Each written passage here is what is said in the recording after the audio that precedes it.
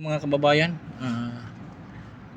maganda ang panahon ngayon at ang sitwasyon sa traffic ay maganda rin.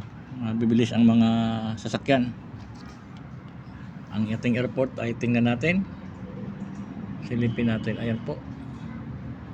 Ayun may malaking Boeing 747 yun. Alam mo ba yung logo na yan? Ayun, no? Ayan. At maraming mga maglalanding na aeroplano. Ayan po yung may ilaw sa malayo, ay yung maliit. Ayan po, ay aeroplano po yan at may nagti-take off. Hindi ko na nakita. Ayan. Ayan.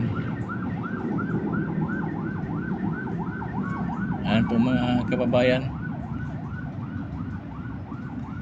Naalala ko yung umuwi po ako ng Bisaya. Pag landing namin, hindi ka agad-agad. Ilang beses kaming paikot-ikot sa aeroplano dahil nagbibigay kami daan sa mga nauuna. Kumbaga nagkakaroon ng traffic. Ilang ikot muna kami, 6 na ikot bago nakalapag. Kumbaga paunahan lang yan eh. Ayan. Meron namang control tower na nagsabi kung pwede na maglanding o hindi. Ayan. Gaya ng pangkaraniwang may traffic dito sa service road, kagaya ng bus na yan, tumitigil, naghanap ng pasahero. Ayan. Hindi ko lang naghanap ng pasahero o nasiraan. Kaya isa sa dahilan yan kaya nagkakaroon ng build up ng traffic. Lalo pat mayroong traffic light sa bandang unahan.